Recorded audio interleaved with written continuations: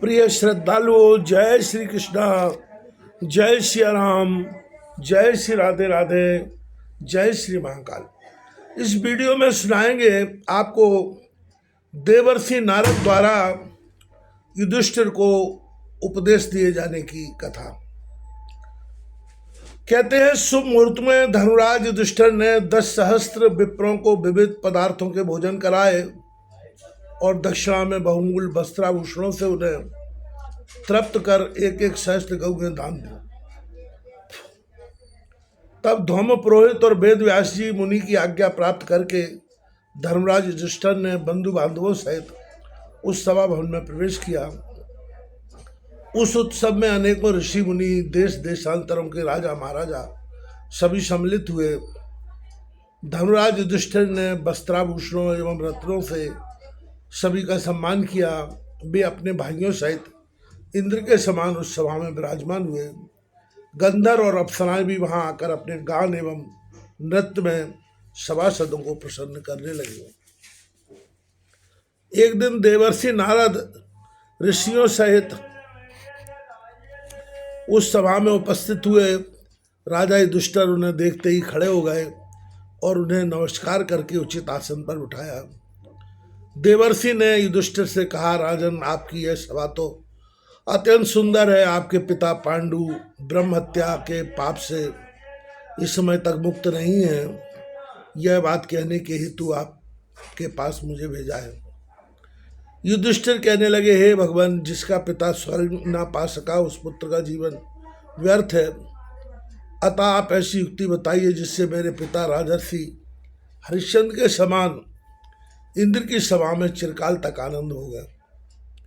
नारद ने कहा, राजन, आप राजसूय यज्ञ कीजिए। इस यज्ञ से केवल आपके पिता ही नहीं, आपको भी निस्संदेह वही स्थान प्राप्त होगा।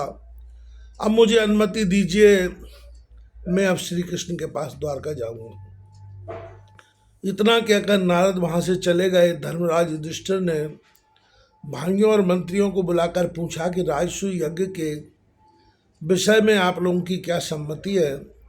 मंत्रियों ने कहा, हे राजन, जो बलवान है वही राजसूय यज्ञ का अधिकारी है। आप अवश्य इस यज्ञ को कीजिए। मंत्रियों की बात सुनकर उन्होंने ऋत्विज, धौम एवं व्यास आदि से परामर्श किया। सबने यही सम्मति दी, आप राजसूय यज्ञ कीजिए, आप इसके अधिकारी हैं। सबकी सम्मति सुनकर धर्मराज ने विचार किया कि श्री कृष्ण ही इसका उचित निर्णय कर सकते हैं। यही सोचकर उन्होंने श्री कृष्ण को लाने के लिए एक दूत भेजा। संदेश पाकर श्री कृष्ण दूत के साथ चल पड़े और धर्मराज के पास पहुंचे।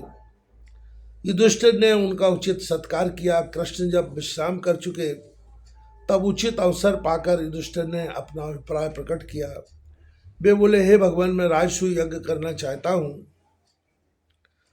जो समर्थ है, सर्वत्र है, जिसका आदर है और जो सर्वेश्वर है, वही राजसूय यज्ञ करने को कहते हैं।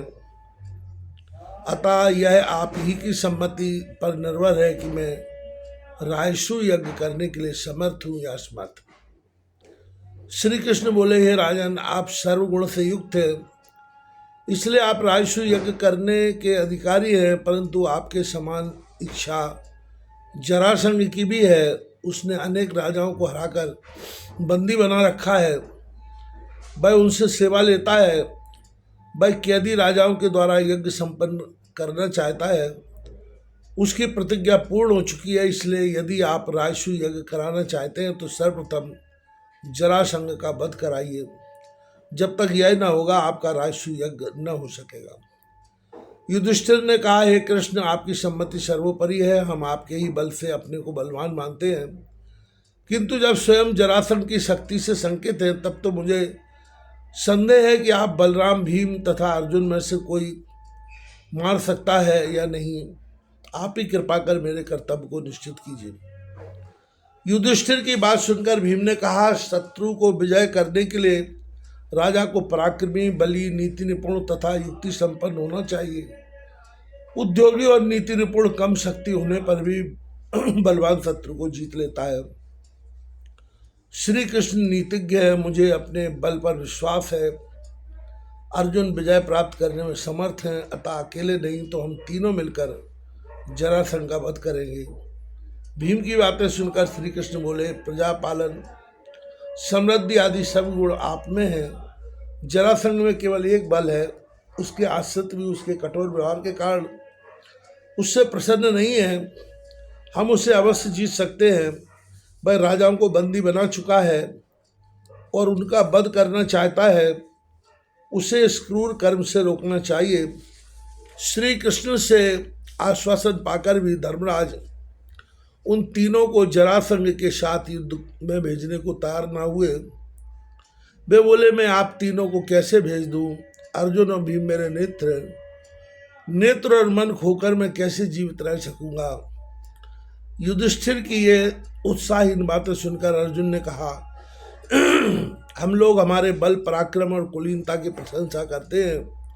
यदि हम राजसू यज्ञ को निमित्त बनाकर जरासंध का वध कर सके तो हमारी कीर्ति होगी और राजा मुक्त होंगे। श्री कृष्ण बोले, धर्मराज, संसार में कोई अमर नहीं है, कोई भी अपने को युद्ध से बचाकर भी अमर नहीं हुआ है। इसलिए वीर पुरुष का धर्म है कि शत्रु पर आक्रमण करे और अपने मित्रों तथा निर्बलों की रक्षा करे। समर्थ होने पर आपका धर्म है कि आप उस दुष्ट जरासंध के चंगुल से बंदी राजाओं को मुक्त कराएं।